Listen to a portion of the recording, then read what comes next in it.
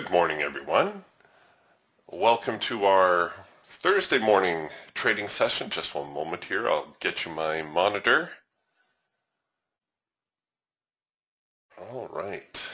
So here we are. We're watching the NASDAQ and a little bit of an opening gap again this morning.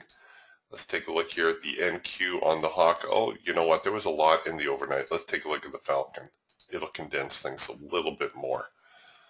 So here was the London Open, and you can see the market made a steady progression lower, even out of yesterday's close. So yesterday was another roller coaster day. The market moved up and down. The point is, this is going to look like a rather large opening gap to this market. Now, an opening gap this big, well, it's going to do one of two things. It's going to fill the gap or it's going to explode lower. Gee, thanks, Eric. I know, that's a real tidbit, isn't it? It always amuses me when I read articles and they say, well, the market could do this or it could do that. Oh, really? Thanks for that helpful tip. I guess what I'm trying to say is a gap this size is a little bit difficult to gauge. If the gap's a little bit smaller, we can normally anticipate that it's going to fill. But if I get a with trend signal here, especially something going on below the lows,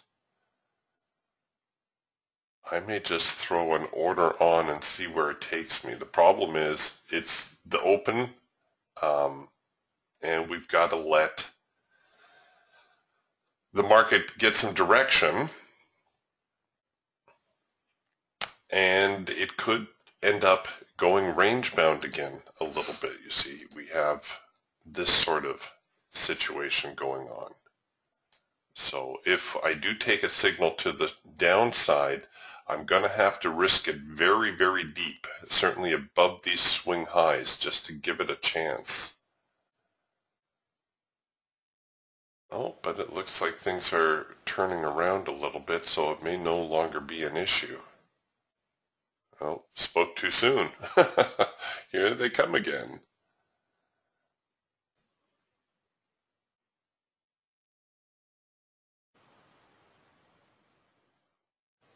All right, so maybe it does look like they might try to climb into that open gap.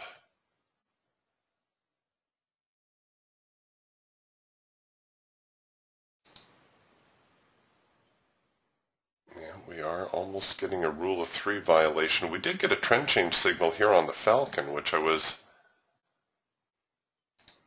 a little bit late getting to. Also a late filter entry signal. See right there, this one? Almost to that profit target. Oh, there we go.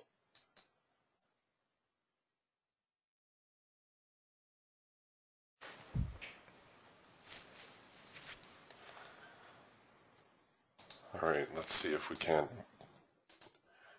grab one of these for real.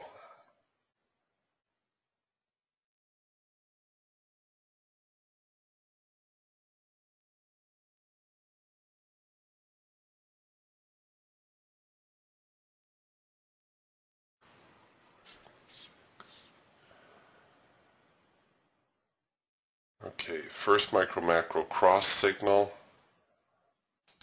here on the Hawk. Again, I know it's a high probability signal, but given how the market's accelerated here, I would anticipate a little bit of a pullback, especially since we kind of broke here above the highs so quickly. So at the moment, I'll throw an order in, but I think I'm going to do it like this. And you know, I think I'm going to throw a runner on today, because the market has been running of late. It's been making some larger moves. Well, we took a little slip there.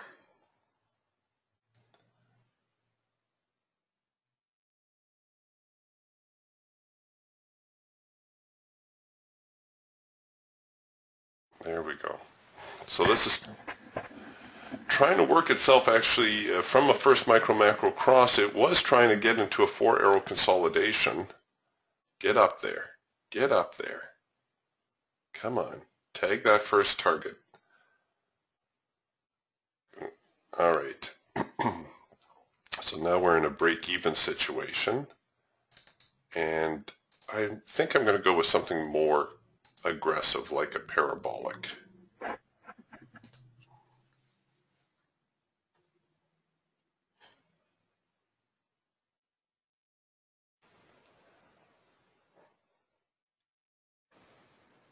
Keep going. Don't look back. Okay, I'm also watching soybeans and crude oil this morning. Crude oil also made a large move lower. You know, I was joking about crude oil and the NASDAQ having some sort of correlation the other day, but now I'm not so sure anymore.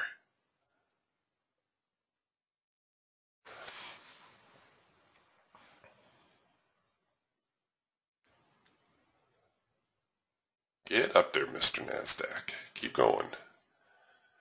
I'm thinking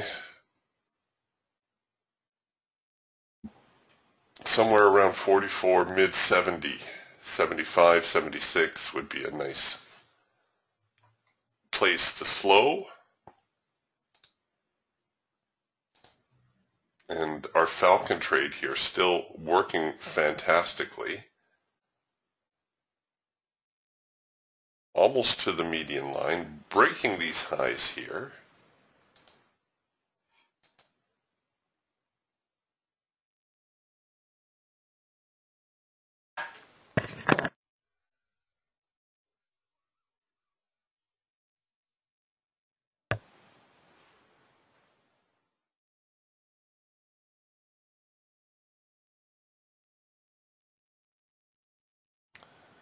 Come on, you guys, keep pressing. Let's go. A little more. Oh, almost. Well, they've pretty much traded into the better part of that gap. As far as gap rules go, you know that very often they'll only trade halfway into the gap. So that's all right. That was a decent little run. I'm okay with that. How did we do on our extra? Okay, well that's all right. So we took profit on part of our position, tried to run the other part.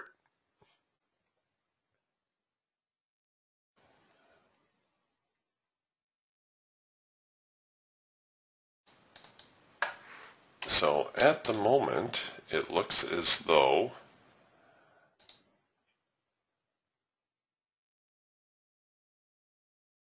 we are going to be bullish today, at least right now. Now I want to show you something.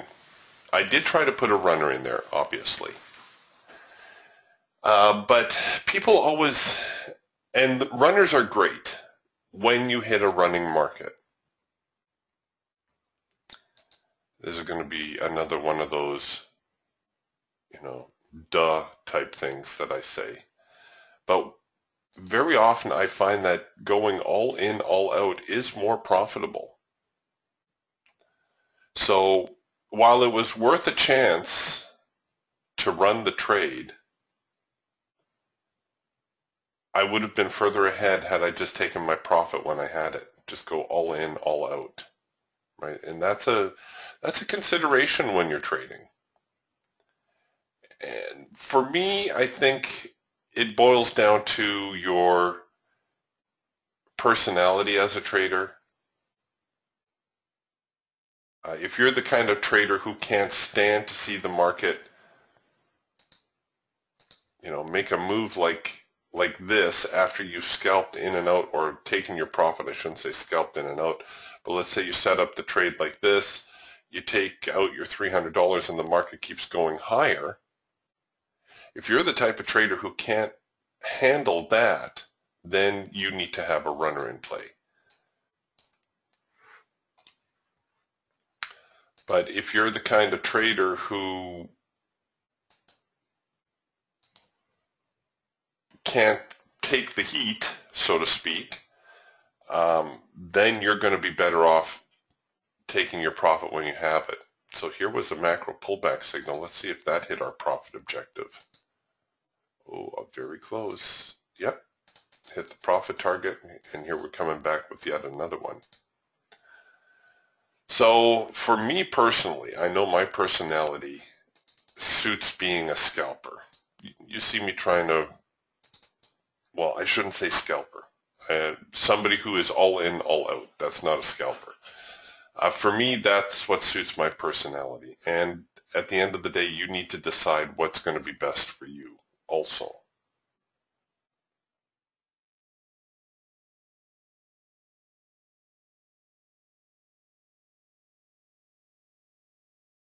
Okay. So the dust is settling somewhat.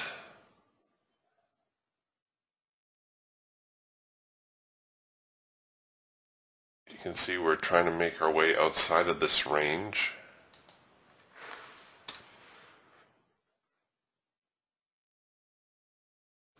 Somewhere through here, if they're going to continue to rally, we should get a buy signal on the eagle. That will be in sync with trend, the whole kit and caboodle.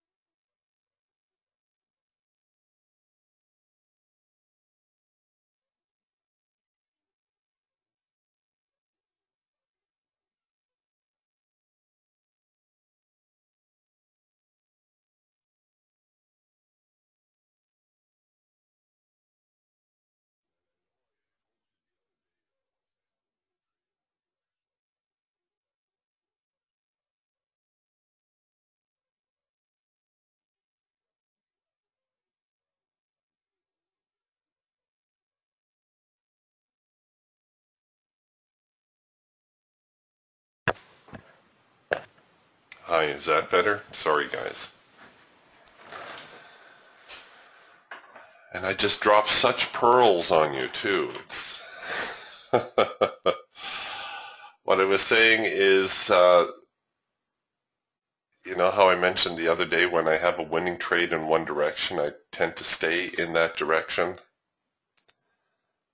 Well, we've had a winning trade to the upside. I'm getting a little bit ahead of myself, a touch aggressive on this one, I have to admit. Pardon me.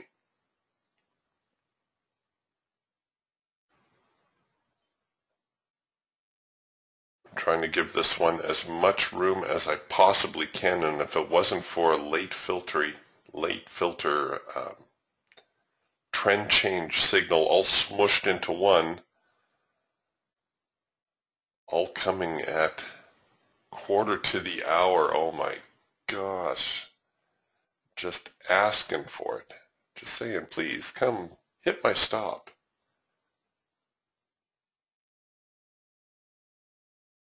Okay, sellers, you better jump on them now. It's all you.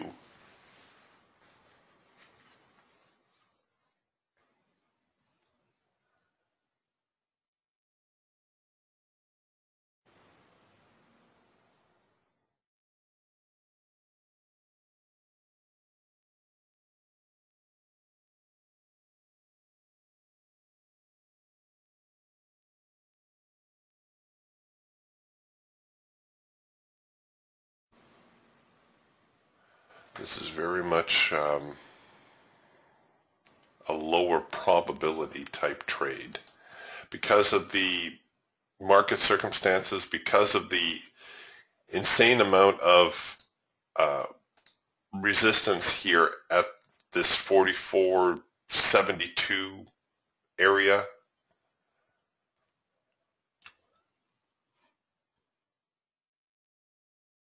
Okay, last chance, sellers. You gotta hop on it. Push it down, and I might as well get ready to run a tighter stop.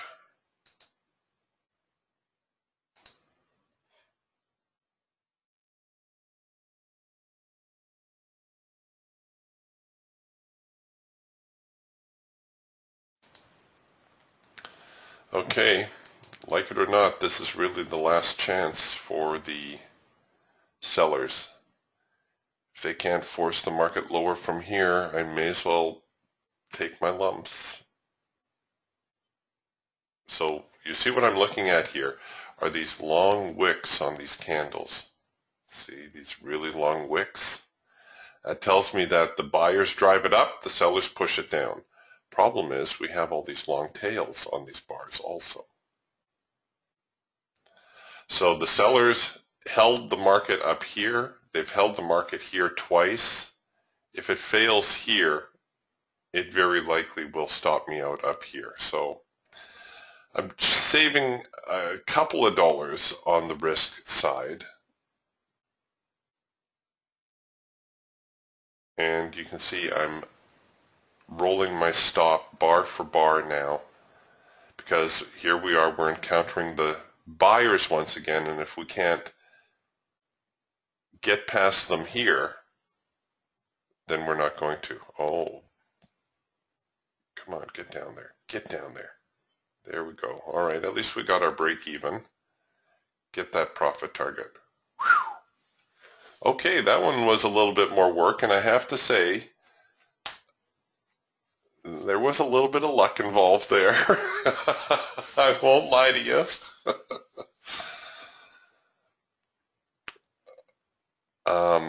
Obviously, I'm glad it worked out the way it did. But you see how we try to give ourselves every opportunity. So once again, I think our signal was somewhere around here. I tried to enter below there, even though it was offering up 1, 2, 3, 4, 5, almost 5 or 6 extra ticks just to get entry. I was risking it up here in order to give the market maximum elbow room.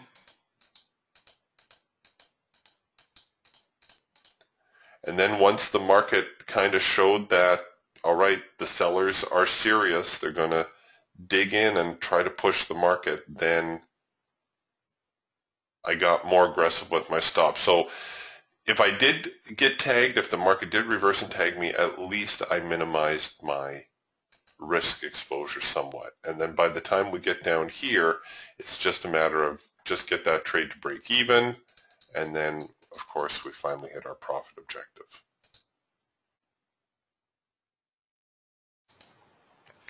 So capital preservation, always first and foremost.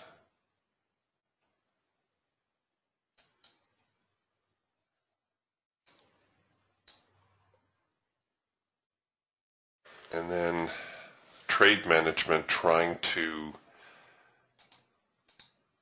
walk that tightrope between reducing your risk exposure and yet holding on for a profitable trade.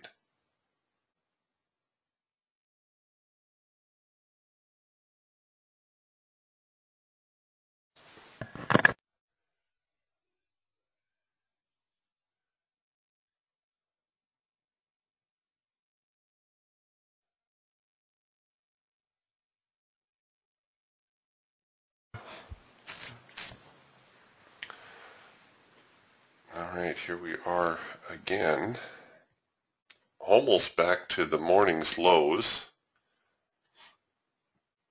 Wow, what major swings this morning. This is a wild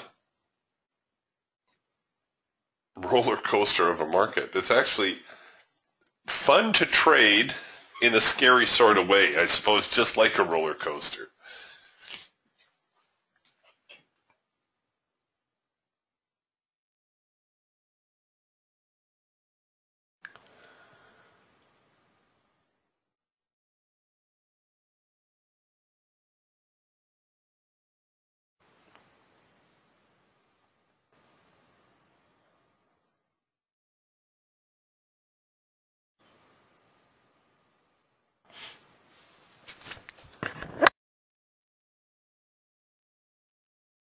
I'm watching the Geiger counter now to see if there's some sort of blow off at these lows.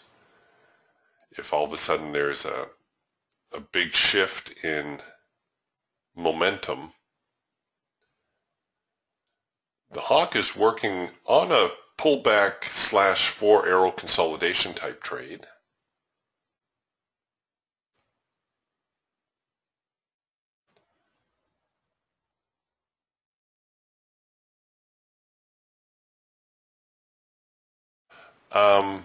Mike is asking about the logic counter. Where do I find it? Hold on a second, Micah. I will get you that information right now. The logic counter isn't free, but I do believe, and don't quote me on this because I am not the one who knows about these things, but I do believe the logic counter is included with your software assortment, with your DTS assortment. So if you have it, what you need to do is you're going to right-click, go to your indicators, and then you're going to search through your assortment here, and all these that start with IW, somewhere in here you're going to find the logic counter. There it is.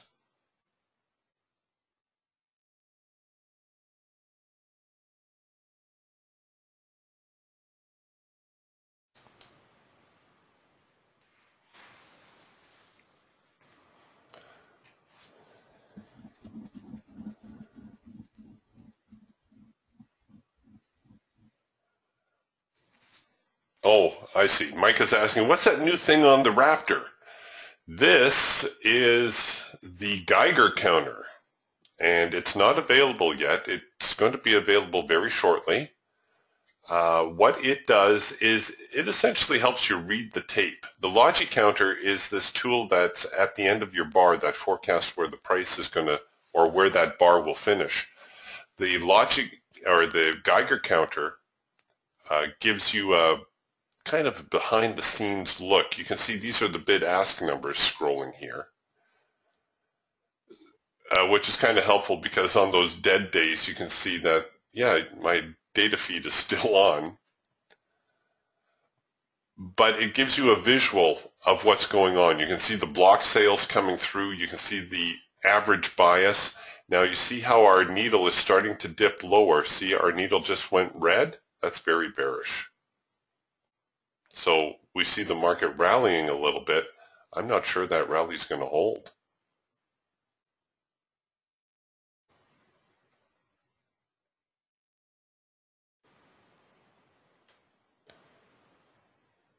The programmer says when he sees a big blow off, a big spike in the sales one way or the other, especially near a support or resistance level, that tells him that stops are being hit.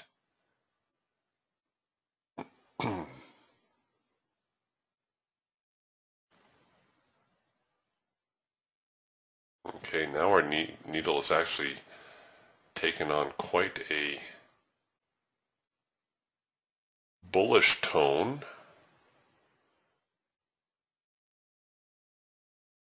We'll see what kind of opportunity we get out of this.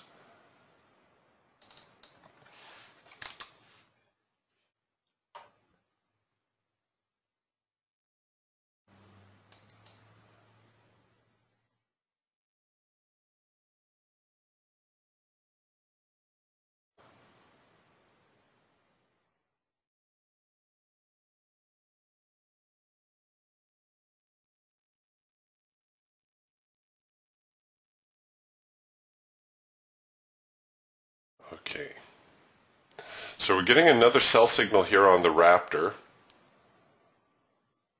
This is our soft edge bounce signal. I'm going to throw an order in here. I'm going to take it below the low. Come on.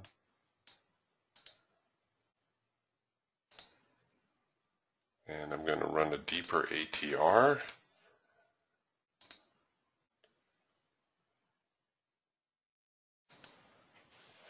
Okay, so you can see our Geiger counter fairly bearish again.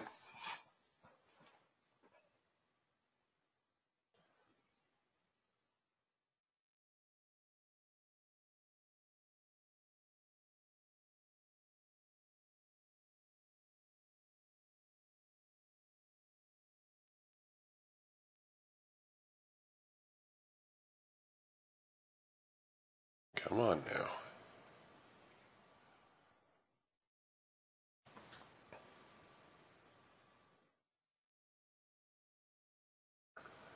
All right, let's sell it. Let's go. Come on. There we go. Got our break-even stop. Come on, just a little more. They slipped us a couple of ticks on the entry, and that's what we're short here. It looks like, speaking of the logic counter, there's something funny going on with the way my bars are coloring here on the Raptor.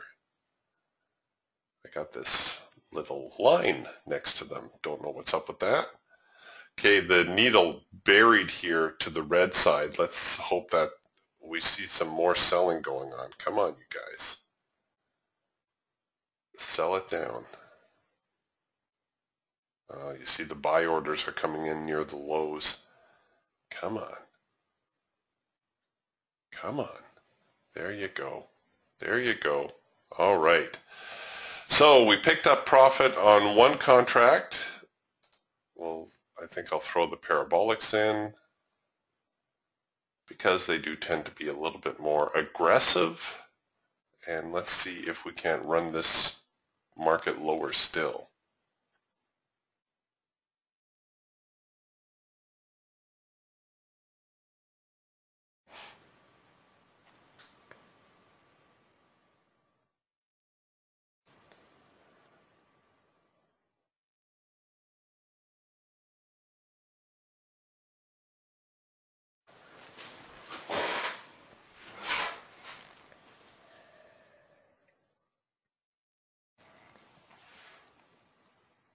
There we go. Come on.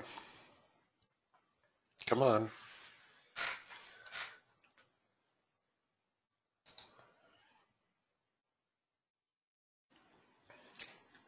Now that we're below this morning's lows,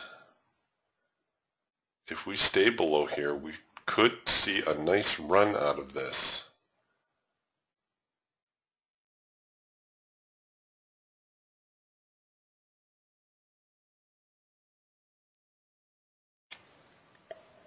Oh, the sellers are just hammering them to the downside. Let's go.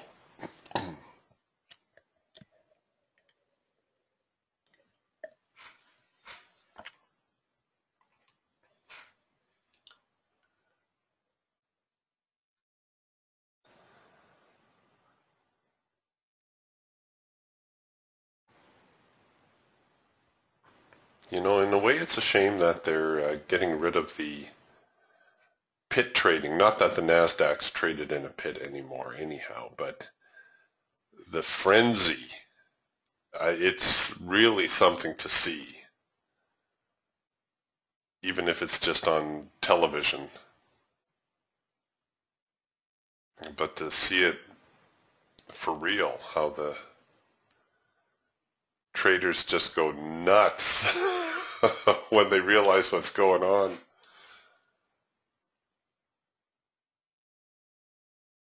Okay, we're getting a lot more support coming into the market right now.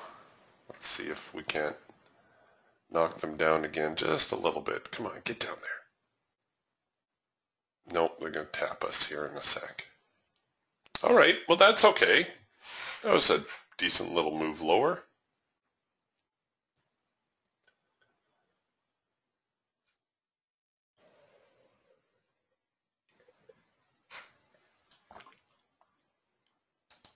All right, good day so far.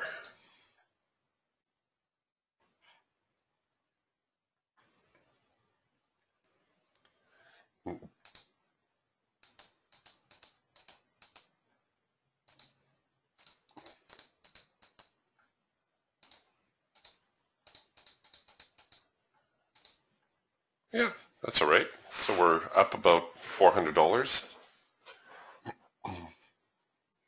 on 3 trades. Could have done a little better had I gone all in, all out on our hawk trade, but that's how it goes.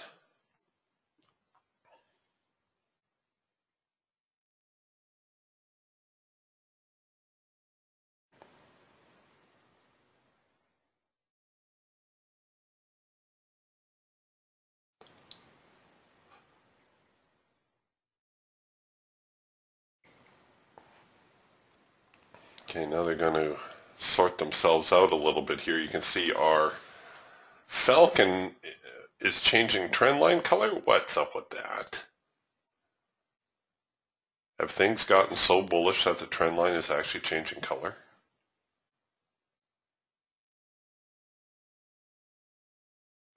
Now this trend line has gone out of sync for too many bars for me to consider it a late filter entry signal. 1 bar, okay. Like this one over here. 2 bars, maybe if conditions are just right. But 3 bars, no. No, that's kind of stretching the rules a little bit too thin. Remember, the reason we look for a late filter entry is it's such a high probability trade, right? Don't screw it up by allowing or by breaking the rules.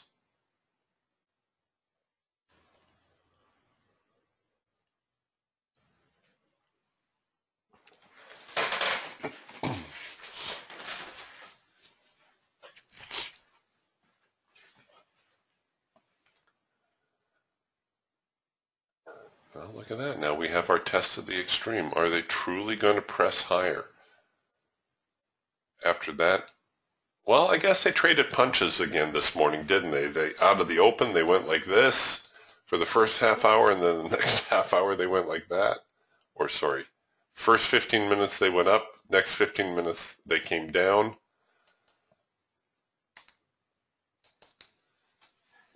So I guess in spite of those big swings, we're actually neutral on the day.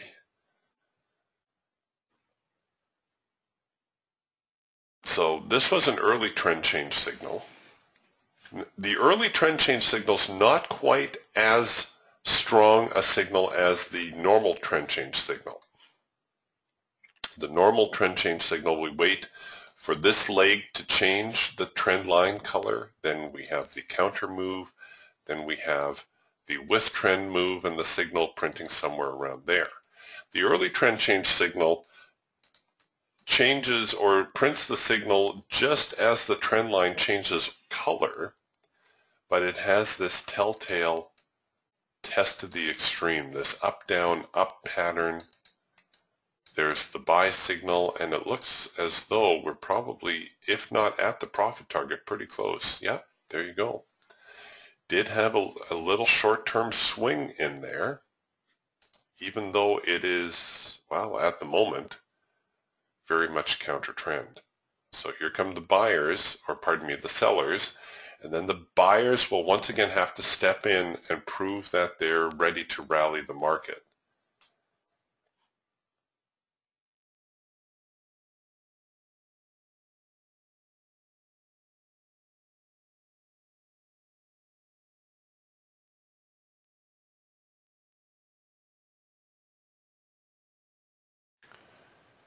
And we're also getting a first micro-macro cross signal.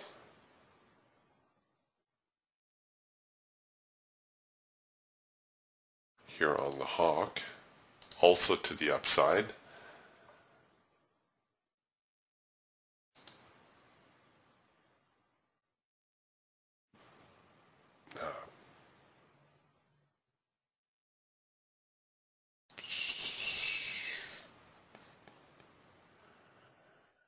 All right, Eric, what have you been saying? You try to stay to the side that's been making you money. Well, we made money higher and lower today. Let's dial down the risk amount. I'm not real happy with this trade, I have to admit. What if 1, 2, 3, 4, 5, shoot, I'm giving up half my profit target just to get entry.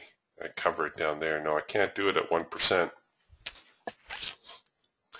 Maybe the thing to do is say, well, Eric, you can't afford this one. Just let it pass. I could risk it below the macro.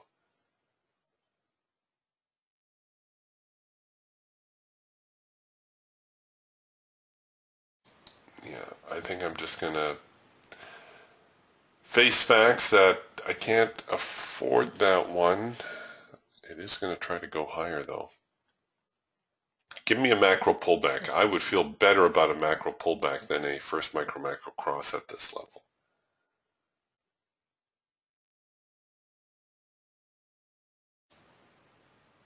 Or maybe there's something more inviting in crude. Nope, nothing going on in crude. Very sideways today. What about soybeans? Oh, soybeans, actually. Let me distract myself momentarily. Soybeans on the eagle. Red bar buy. Off of the hard edge. High probability signal. I would wait for the ATR to flip, similar to down here. This is against the band and all that, but I'm just trying to illustrate the point. You see how the signal is against the ATR? Let the next bar flip the ATR. Or conversely, you could enter above the high of that bar and cover it below that swing low.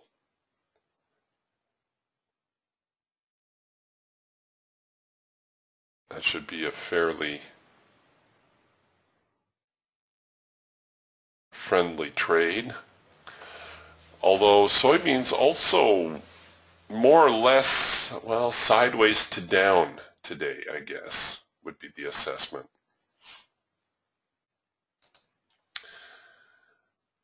Oh, good. The NQ here has removed all temptation to buy that first micro-macro cross signal. Now we're getting a red bar buy, which, remember, we can short.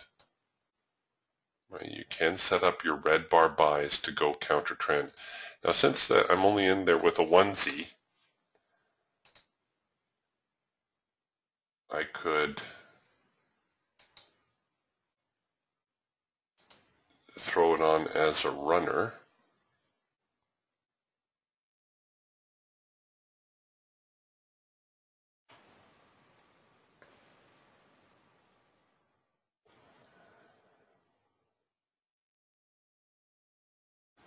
Yeah, and they're not going to give me that either. Okay, that's fine.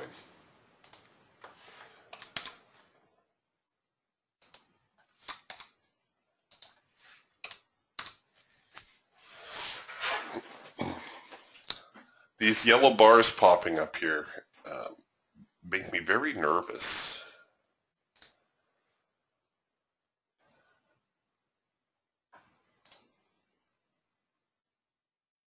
And even the Falcon trend line is starting to roller coaster.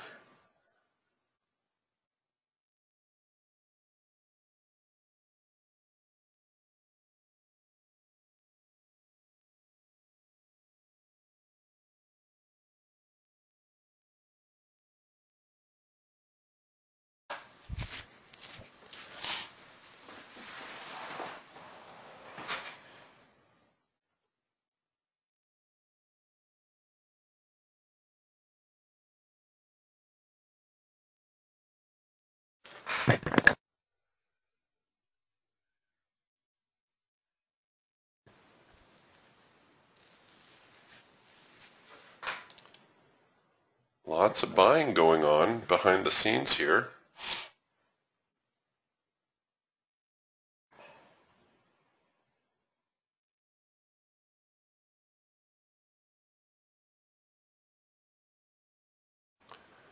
Oh, darn it. We have another first micro-macro cross signal.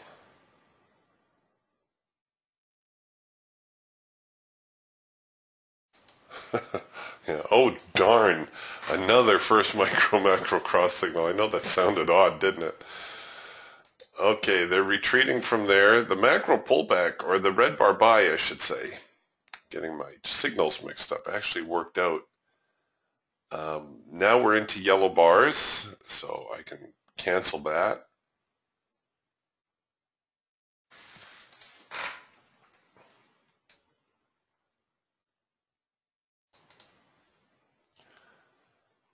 And another red bar buy. You know, we normally only see 2 red bar buys within a trend.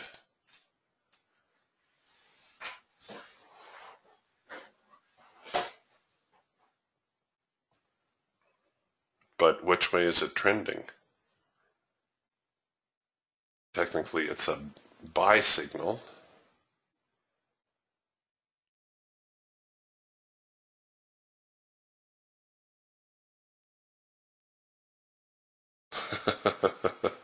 Yeah. Frank says, the speedometer looks like I'm speeding.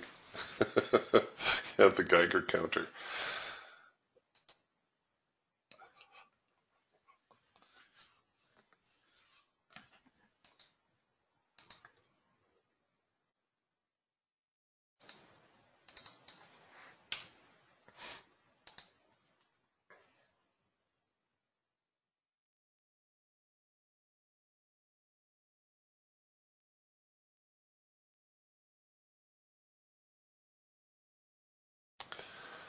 Well, here we are,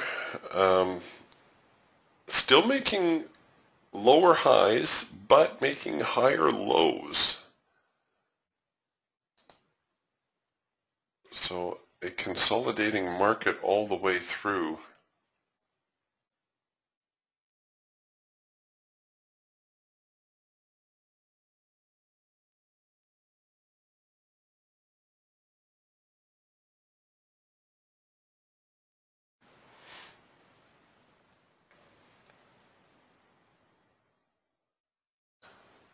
Okay, here we go. We're getting a trend signal. I'm going to take it just below that low, cover above that high.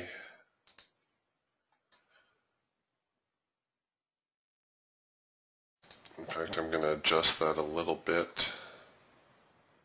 So I take it just below there.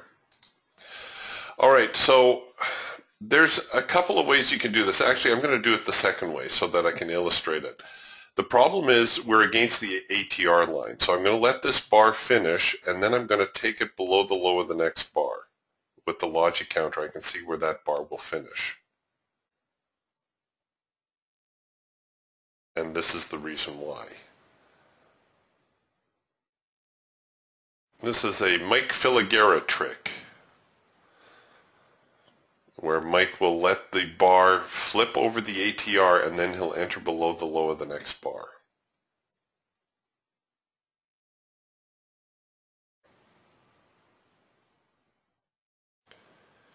And you can see that that was probably, right now anyways, a good thing to do. So I'm going to cancel that. If we come back now with a proper with trend sell signal, we should be good to go.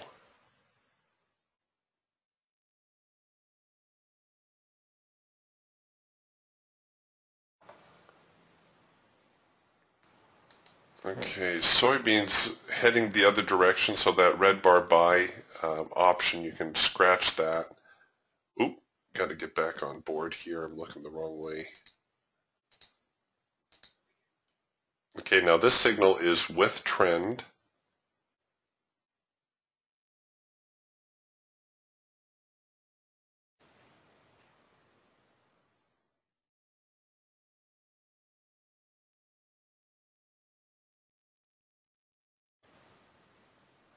And these lows down here are going to be monstrous.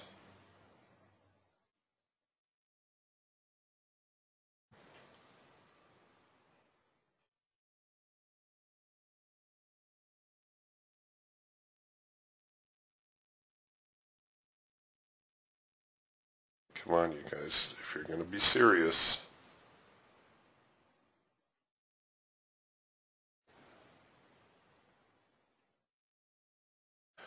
Joe is asking, is Mike Filigera still with us? Yes, he is, but more on a subcontractual type basis. He has his own site, logicalsignals.com, and he hosts his own trading room, but he's still very involved with DTS.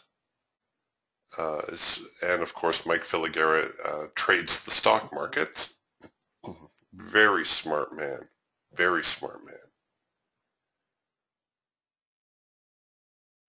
Loves his Elliott waves, but he's good at them.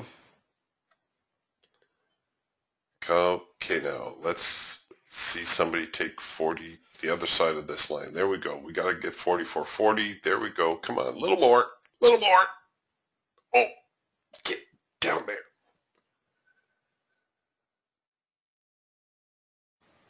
Come on.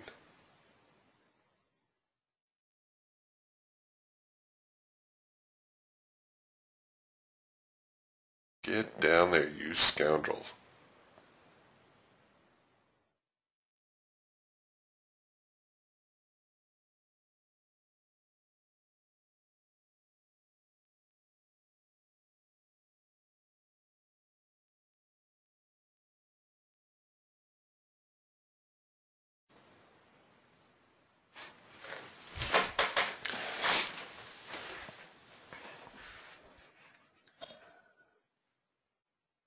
Just trying to give it a little bit of room here to sort itself out. Obviously, there's a little bit of buying going on here. We need to see somebody take out that 44.39 area.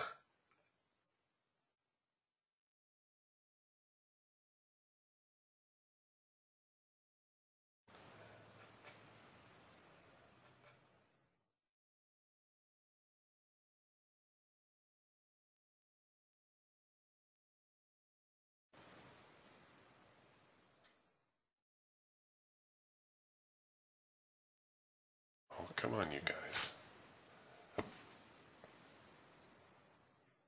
Don't be like that.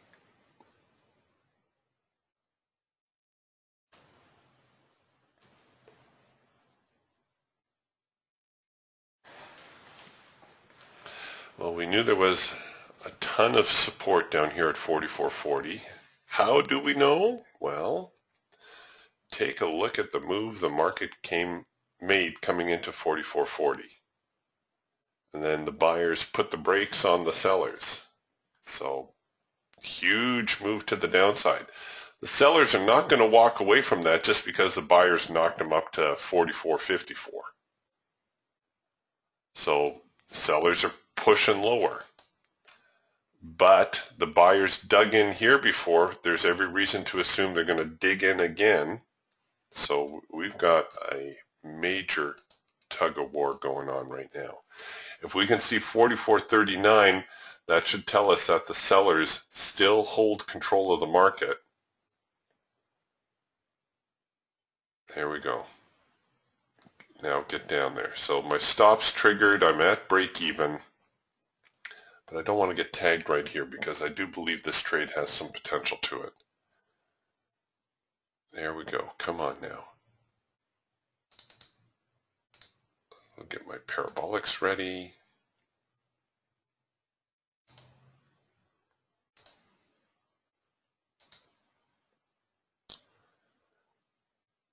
Come on. Don't tap me. Not yet.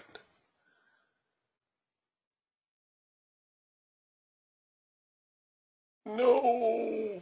Get down there.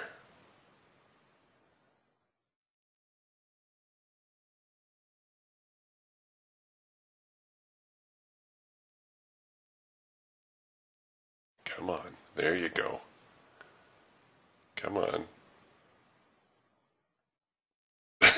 Yeah, like Joe says, be nice, guys. Come on. Oh, just one more tick. Oh, whew. Oh, that was difficult.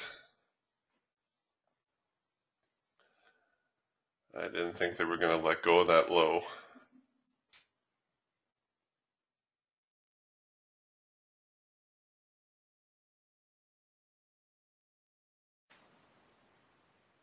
Boy, we're having to earn every nickel today.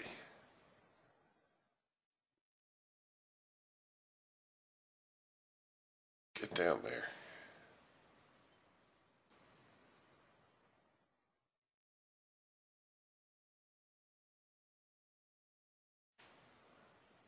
No, don't take me out now. See, sometimes you just need to whine a lot.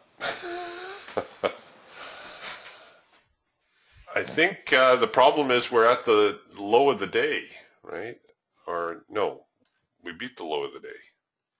Why are they taking their time then?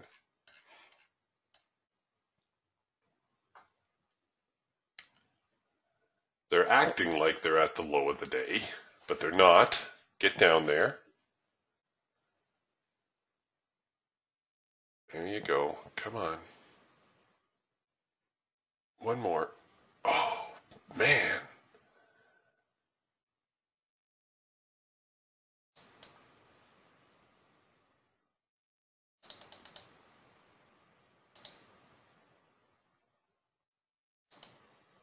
We'll go with the bar high-low. It's a little bit more aggressive. Oh, shoot, let's be a lot more aggressive. There. Get down. I saw a video on YouTube once. I don't know if the guy was acting. I don't know if anybody can really act like that. He must have had a webcam on himself or something while he was trading. And the way he shouted at the computer, you know, like I talk to the computer screen, and my wife is quite funny the way she talks to the television. She'll carry on a conversation with the news. But this guy was just losing it. Obviously, he was in a losing trade, and he was just losing it on the trade. It's like, buddy, why don't you pull the trade? Like, if you're losing that much money, hit the flat button. Get out of the trade. Okay, So a little bit of a reversal there. I got stopped, but oh, hooray! Still managed to pick up $100. They were hovering just above my profit objective. I do believe that the market will head lower. My concern was that if I get a little bit of a hop in here, I'm going to get tagged at break even, and then I'm out the $100, right? So I figured, well, I'll take it. There might be another chance to get in. And again, that's what suits me. Excuse me. That's what suits me as a trader. That doesn't necessarily mean that that's what's going to be right for you. You might be okay leaving your trade here with the ATR stop on. Where did we sell? Somewhere, I forget what our entry was, something around here somewhere. You might be perfectly okay leaving your ATR stop in, not running a break even, and just letting the market progress.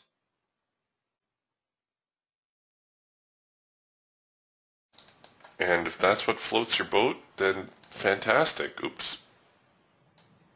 Oh, good for you. There we go. Hit the wrong button. Thank goodness. I really wish, you think with all the colors to choose from, you think the programmer could have chose a couple of different colors besides putting two blue buttons beside? Oh man, programmers. They're a brilliant bunch, but really, you guys, those are the only colors you have to choose from. You don't know how hot and heavy things can get while you're trading. All right, let's do a little review here on the NQ now with the Falcon.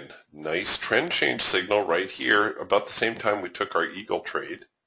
Look at that, a late filter entry signal came along also. Fantastic.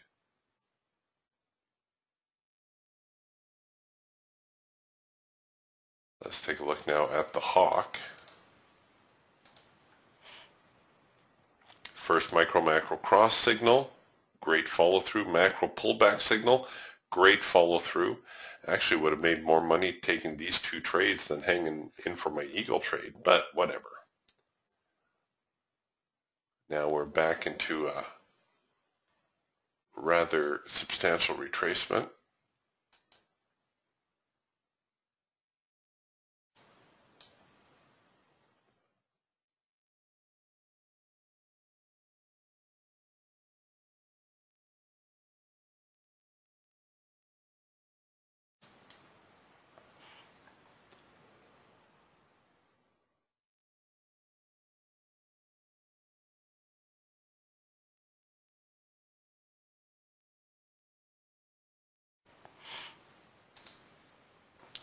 Let's say Alicia's asking the $64,000 question.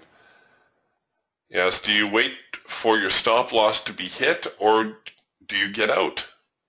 Are there any signals to get out of the trade on the Hawk or Falcon or Eagle? Well, honestly, that was part of the reason for developing the Geiger counter, is to try to give you some market internals. I know I didn't watch it during this Eagle trade, but that's always the dilemma as a trader. And the fellow who came up with the idea for this said exactly that. He said, I'm in a trade. I don't know whether I should hold on or whether I should get out. What should I do? Well, that's what the Geiger counter is for. So if you're short and all of a sudden you see the bars getting, or your graph getting a lot more bullish, your needle turning green, then maybe it's time to really roll in those stops and take your profit.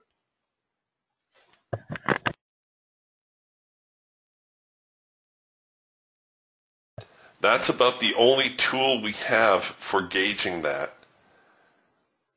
The other way is just to trade according to your own personal tolerances. So I know it seems like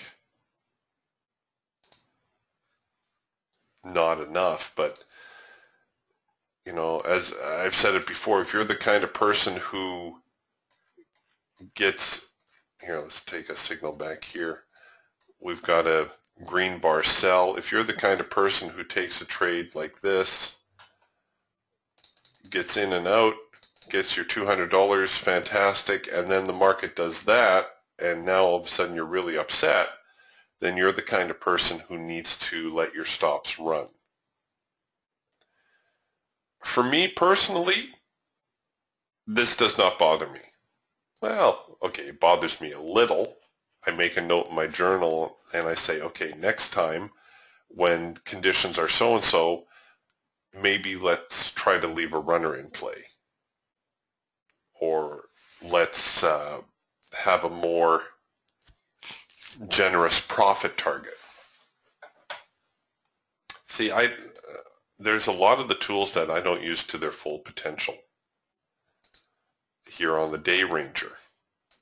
I should be adjusting my daily profit objectives and stop losses according to the Day Ranger. So the Day Ranger says the average range looks like about 170, 180 ticks. Well, why is that important? Well, if I wanted to take even just 10% of today's range, I should have a 15 to anywhere 15, 17, 20 tick target. I bet you I would have got it. So let's see. Macro pull, or first macro cross signal right there. Oh, just came up short of the 20 tick, but got it there. Macro pullback signal, first macro cross signal. And likewise with the stop loss, I should be running, if I'm going to offer up 10% of the daily range as a stop loss, I should be running a 20 tick stop loss, right, to allow the market enough room to do what it needs to do. So there you go, another 20 tick target. But even there, you have the trade-off where you say, well, okay, that's a 20 tick target. And that falls within the daily range. What if I do a 10 tick target? The market should easily reach that and run a 20 tick stop. Okay, so there's one trade, boom. Then a few minutes later, we get a 4 arrow consolidation / macro pullback. That's 2 trades, boom. Then a few minutes later, we get another macro pullback. So boom, 3 trades in the same span that you would have taken maybe just the one trade, right? So there's always these trade-offs, these yin and yangs, and it's very difficult in trading to say this is the right answer. Do this and this alone. Because there really are so many variables, not the least of which is what makes you most comfortable. Because, hey, at the end of the day, it's your money. It's easy for me to say, hey, you should think about doing this or you should do that. Sometimes, though, you will get clues. Like, for instance, when you might not remember when I was struggling with this first macro cross signal back here, and then this one here, part of my reluctance to take those was we were trading into the hard edge of the eagle. Right? So why do I want to buy into the hard edge? So if I were, I wouldn't be, but you're asking, are there clues from the other tools? I suppose in a way there are. There is no signal here, or actually there's a signal right here. Had I taken this red bar buy signal and the market's getting up here, how do I know it might be time to tighten my stop rather than let the market take me out on my stop? Well, one of the clues would be that I'm approaching, this is the same period that we're looking at, I'm approaching the hard edge, and you can see the market would have come up to the hard edge and then starts to retreat. So I would say, okay, hard edge is at 44.53. When I get close to 44.53, then I need to think about getting serious with my stops and look at where the market turned. Got up to 44.53, and then all of a sudden it starts backing up. All right, so I suppose that is a clue that if you're watching all three of your birds or four of your birds, if you have the raptor, that you can gather information from one to use on the others. Definitely. It's just like now on the hawk. Pardon me. Now on the hawk, I'm getting all these clusters of yellow bars.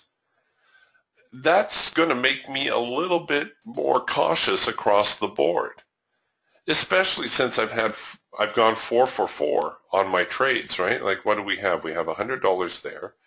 So that's about $170, $175. There's 280, 275, 280, and another 215. So we're up about $500 right now. Am I going to risk another $200 or $300 when I've got 500 in the hand? No, probably not. In fact, if it wasn't for the trading room, I would call it a day. I would say, see ya.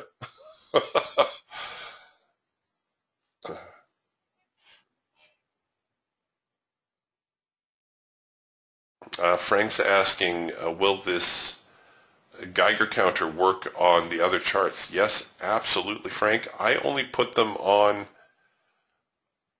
one chart because, well, partly aesthetics, so that my charts don't get too cluttered. It's partly for your benefit, so that things don't get too messy.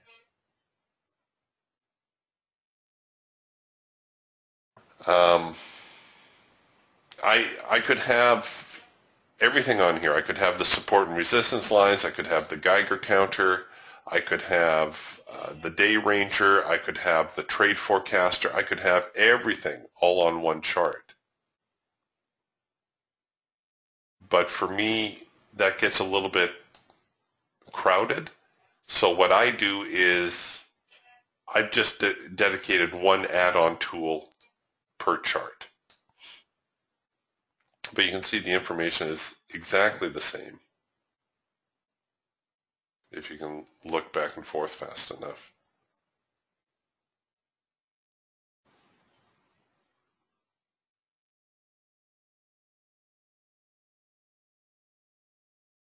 Well, this one actually, I guess it started at a different point, didn't it? So it is recording from where it starts recording. It's a little bit different. I never even noticed that. Let me see, is there a way to...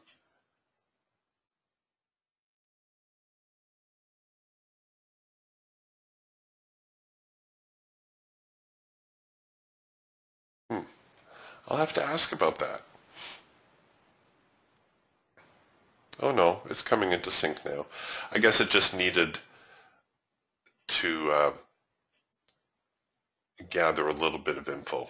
That's what was going on.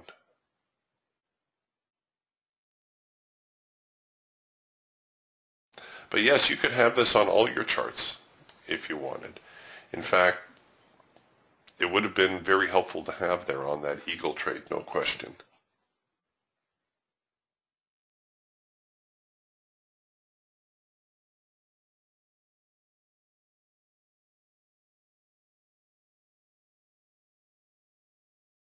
Okay, we're flirting with the recent lows again.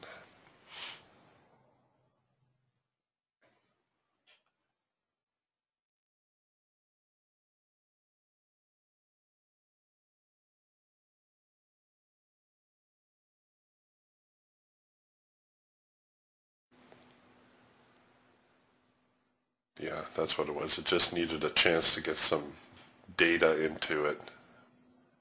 Now everything seems to be recording correctly.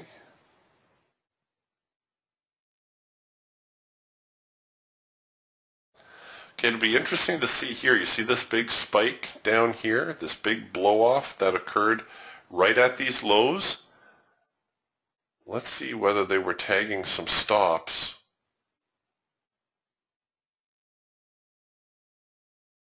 And whether we get a reversal out of that. This is one of the things the programmer mentioned. I hadn't followed it that closely myself, but we'll see. So we're at the lows. We had the big blow off to the downside.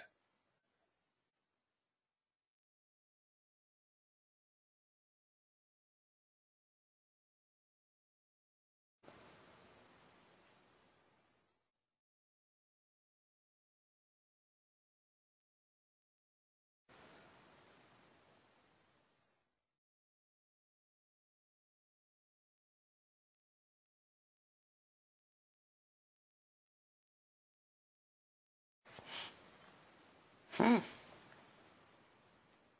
guess he was right. There was that big spike. Looks like they trapped some sellers, ran some stops, and then ran the market a little bit higher. Now, it's not a done deal yet. You know, the market is definitely still in a downtrend. But if, let's say you were short and you saw that big spike develop there, then again, maybe it might give you an indication to get a little bit more aggressive with your stops. That's the whole purpose behind this Geiger counter tool.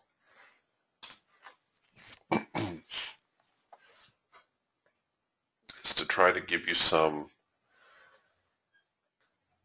market intel, so a look behind the scenes.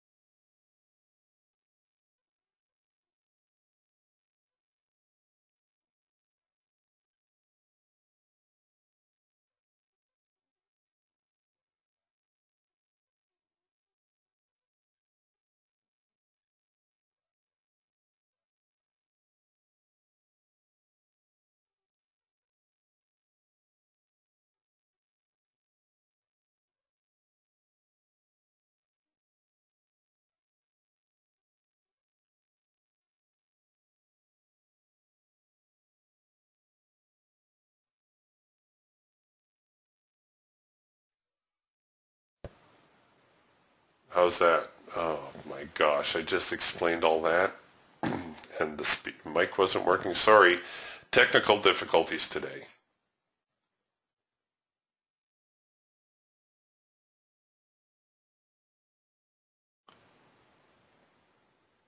Oh gosh, did you guys hear any of that? Oh crap. Okay, here we go. um, oh gosh, where was I? All right.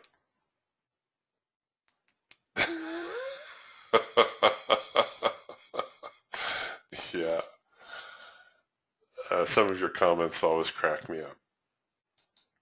Okay, I'll start from the beginning. Forgive me if you've heard it. People always ask, what's the best stop strategy to use? And I try not to put too fine a point on it. I look at the stop strategy, and if it's following the market well, then I'll go with that strategy.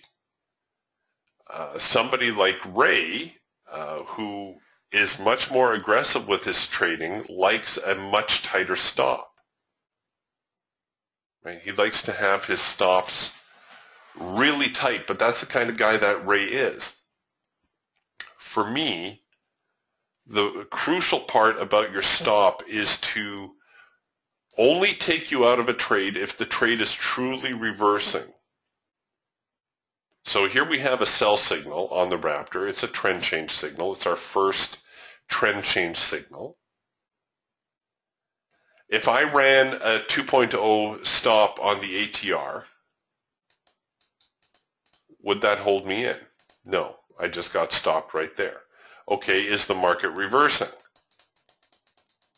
Nope, the market's heading lower. So an ATR with a 2.0 is too tight. That doesn't work for me. It's stopping me out too frequently. So I'm a more conservative type fellow. I tend to run a deeper stop, but this works for me, right? For my personality.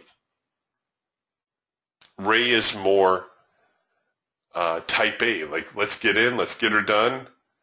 And I know another trader, Tom Loge, a good trading friend of mine. Tom will get stopped out 4, 5, 6 times a day, but he's only giving the market like two ticks to behave. If it doesn't give him his immediate momentum, then he's out of there. But that's what suits him, right? For me, I can't do that. Tom would rather rack up, $150 in losses and then hit that trade for the $300 winner or $400 winner. But that doesn't work for me. That would drive me bonkers. So for me, I look at a trade like this and I try to give the market a reasonable amount of room initially to work itself out. So, an ATR with a multiplier of 3 seems to do the trick for me. So the market flounders a little bit. I'm still okay. Flounders a little more. Now all of a sudden it's, we've got some open profit here. Maybe I should get serious about protecting some of this. Well, I can always change my stop strategy to something more aggressive like parabolics, right? So that when the market it does start to reverse, the parabolics take me out and I have captured a reasonable amount of profit there. Super trend is merely just a blend of parabolics, a blend of ATR and moving averages. It's an ATR with a moving average rolled into it. What I was showing you here was, if I took this signal and I ran my stop above the high, and then I let the stop strategy take over, okay, the market comes down, starts to reverse, stops me out. Is this market truly reversing, or did the market stop me out prematurely, right? Big difference. And now it's truly reversing, so I can say, yeah, okay, this stop is working pretty well. Yeah, like Neil says, I understand the personality aspect. I've done the Tom thing. I don't like it. Neither do I. But you get somebody like Ray Burke, it would drive him around the bend to offer up a stop like this or a stop like this. That would just drive him wild because that's not the kind of guy he is. So that's why I say about trading, you'll learn more about yourself than just about anything else that you can possibly do, because you have to come to terms with these things, right? You have to come to terms with how much risk are you prepared to absorb.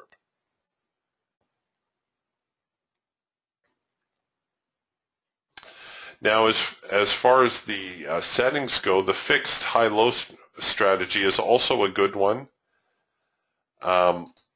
because you can incorporate elements of the day ranger. You know, we were looking at the day ranger and we figured the market's making about a 200 tick range. So if I offer up 10% of the daily range as a stop, I can go 10 ticks off of the high. Now I'll show you something here. If it displays on the wrong side, you need to throw a minus sign in front, and that will flip it to the other side. Because sometimes you'll try to go above the high or low, and it's going to display on the wrong side. Just put a minus sign in front of it. So now I'm offering up 10% of the daily range as a profit objective, or profit, as a stop loss, right? So that's another way that you can handle it. Some guys like to look at how the market opens, and they'll say, how big of a swing, had I bought, how big of a swing, or had I sold, how big of a swing would I have had to endure in order for that trade to be profitable? Well, your answer's right here, right? You would be from here to here. That's how much of a swing you would have had to endure. So from 60 down to, well, say 60 to 53. So that's 7 full ticks, 20 or 7 points, 28 ticks. So there will be guys that will be running a 30 tick stop loss.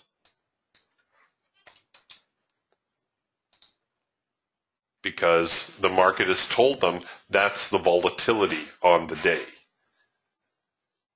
So there's another way you can do it.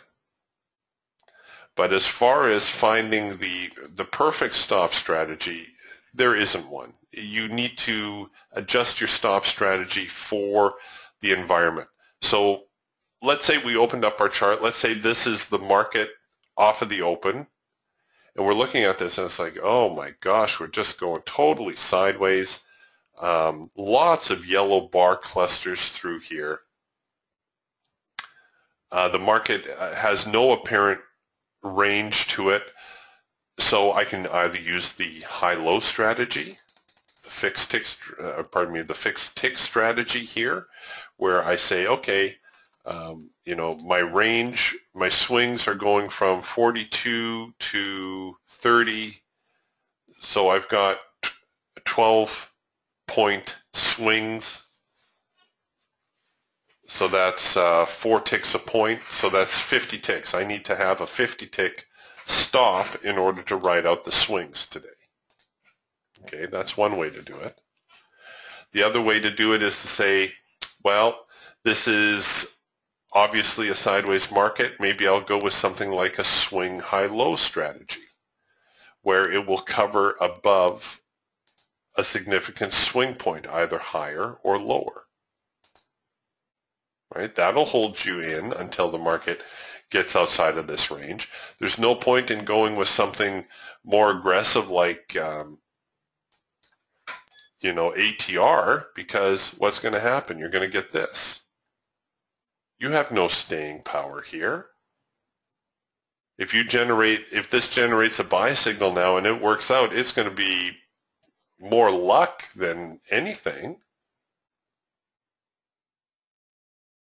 right? So you need to kind of gauge what's going on with the market relative to the stop strategy you want to use. See, if I opened up my chart and it looked like this, I'd say, yeah, okay, that works. Oh, no, it's a little cozy. Let me dial it back a bit. Yeah, okay, that looks better. I'll run with that. But to say that the ATR, you have to use ATR and not percentage or not one of the moving averages, no, that's just silly. Just if it looks like it's fitting pretty well on the day, holding you in for the swings or most of the swings, just go with that. And like I say, super trend and chandelier are variations of an ATR stop with just different niceties rolled in.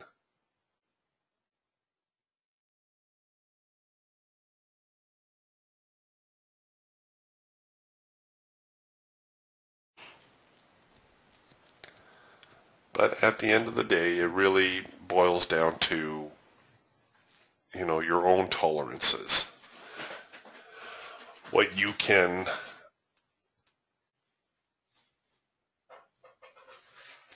stomach as far as a risk exposure goes. Well, this is interesting. Here, Trade Forecaster says we're in trend mode for 220 minutes. So that's just shy of 4 hours.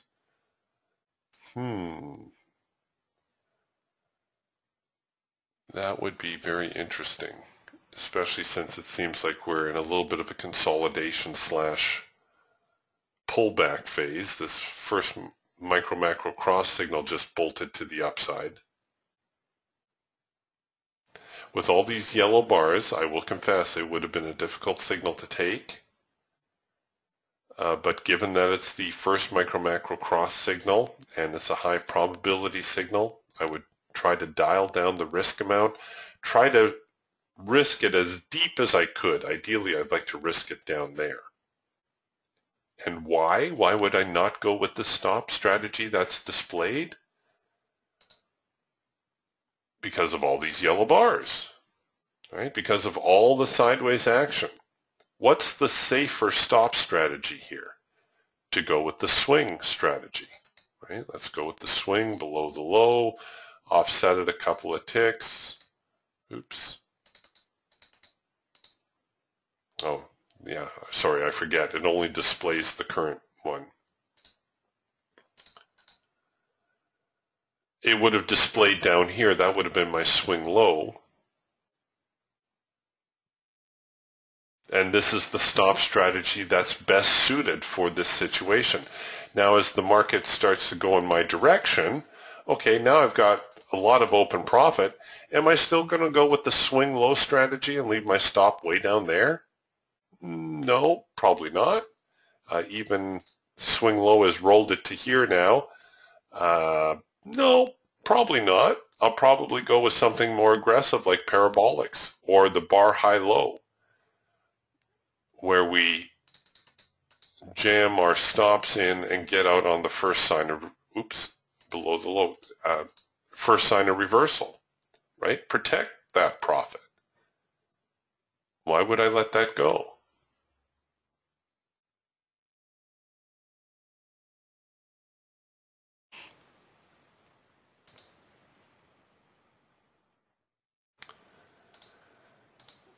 So, like I said, don't split hairs with it. Just, if it looks like it's working, if it looks like it's following, just go with that.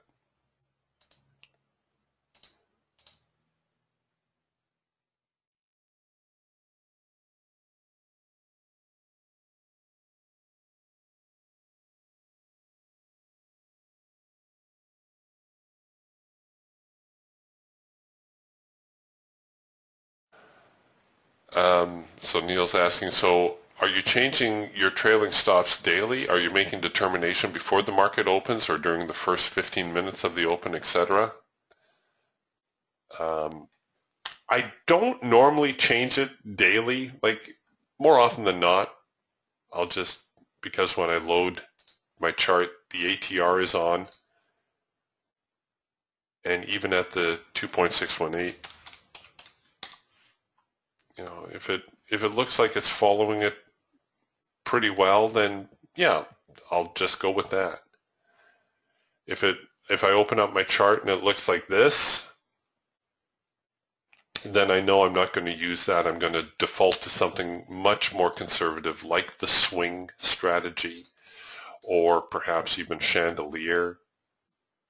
Chandelier is fairly conservative, or just go with a fixed tick off of the high or low. Try to gauge how big of a stop I need in order to ride out the swings. Remember, the purpose of your stop, a lot of people get the reason for having a stop loss, they do a couple things wrong. First and foremost, some people think that you need your stop loss in order to do a risk-reward ratio. And here I'm going to show you in a moment. And I'm not going to get up on the soapbox. Don't worry, you guys. I know some of you are rolling your eyes already because I get off on this tangent about risk-reward ratios. If you were looking at this trade from a risk-reward point of view, you would say, oh, okay, well, I've got resistance up here. Here's my signal. I need to get 2 to 3 times my reward relative to my risk. So the first mistake people make is they manufacture their trade. So they try to keep their stops, or they place their stops relative to their profit target, which I maintain is foolish because you don't know the profit target, do you? You don't know the market's going to go up here. Don't tell me you do. I know you don't. Nobody does. So when you manufacture a trade like this, when you set your risk relative to your reward, very often what you're doing is you're making your trade too tight. Okay, this is one where it's not going to prove the point, but very often the market will come in, stop you out, and not give you a chance to hit your profit objective.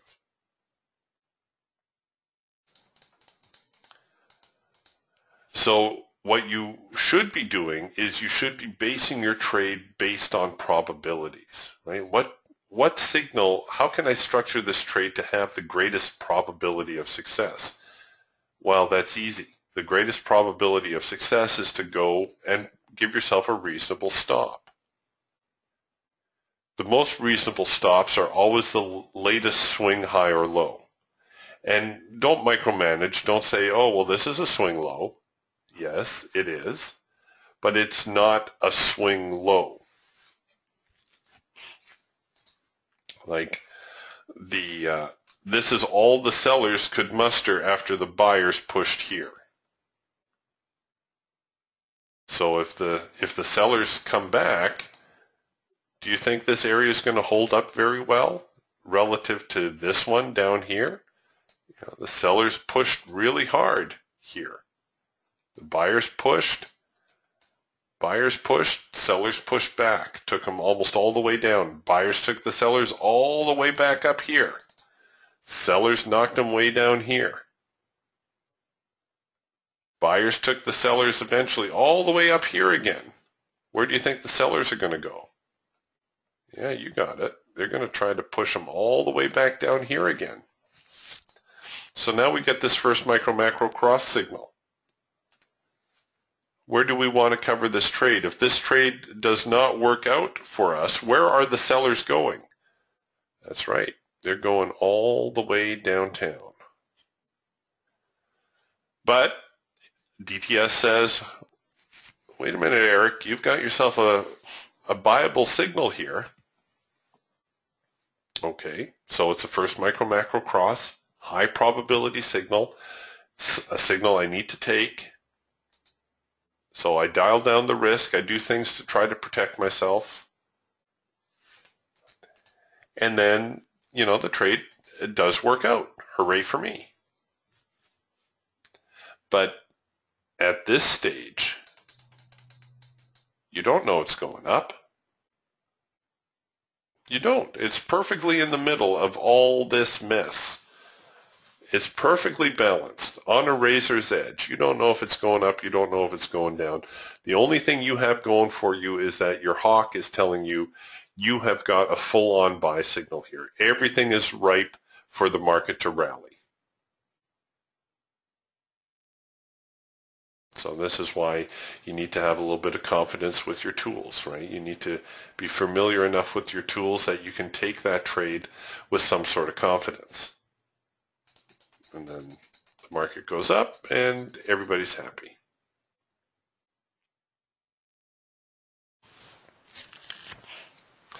But don't strangle your trades.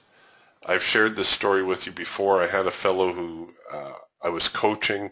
I could not get it through his head. And I don't know if he's still trading or not, actually, or if he blew up his account. But I could not get it through his head that he had to give himself a reasonable stop. He was one of these guys to always run his stops ultra tight because he would see stuff like this, right? And he would think, oh, well, I only need to keep my stop a bar back or 2 bars back.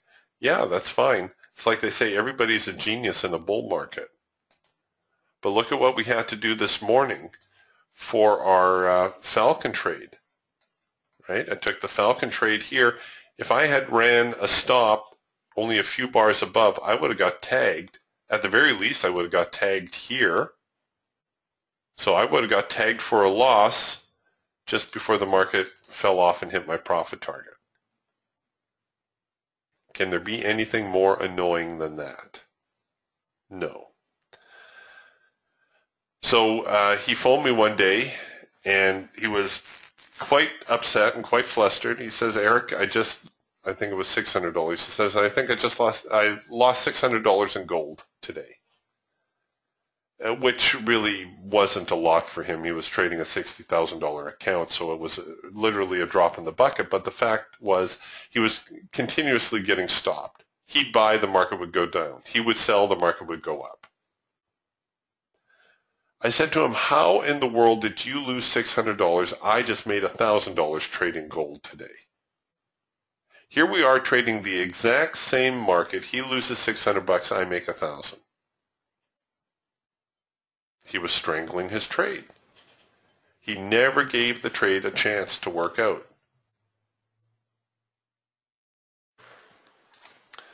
I suppose the part that is misleading is that occasionally we see the markets make straight lines like this. But these are the exception, not the norm. Right? More often than not, the markets do these kinds of things. They're messy, they chop around a bit. When we get our signals, okay, they still chopping around a bit. So don't run your stop so tight that you can't at least hit your high probability profit target and take something out of the trade before you get stopped.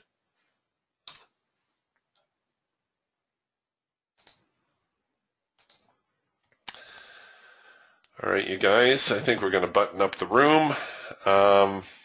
If you are going to trade this afternoon, wow, we've made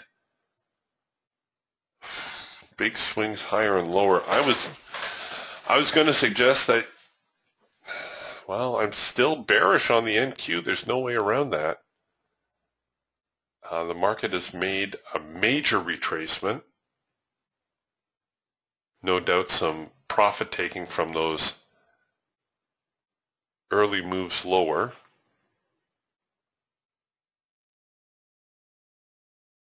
I don't know if it can make a full retracement, get back up here to the 44.75 area. That would be huge. Well, at the moment, everything is bullish.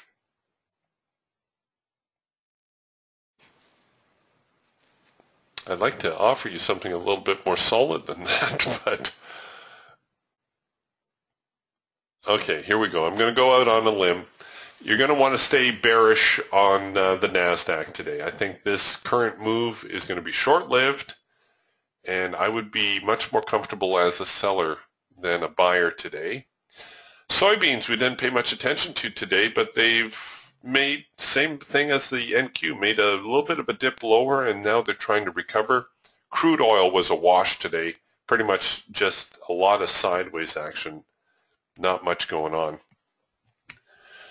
Tomorrow's Friday, should be interesting to see because, well, the start of a new month, and is it option expiration tomorrow? That might be. That could make for some interesting trading also.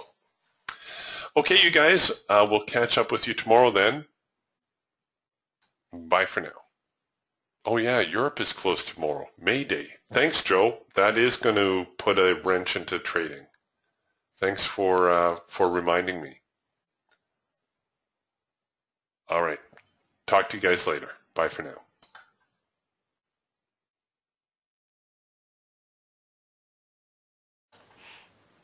Oh,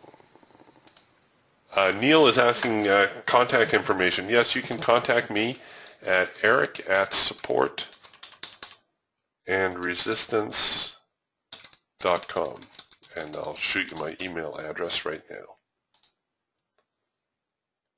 Or you can always just ask questions in the trade room also. All right, you guys. See you tomorrow.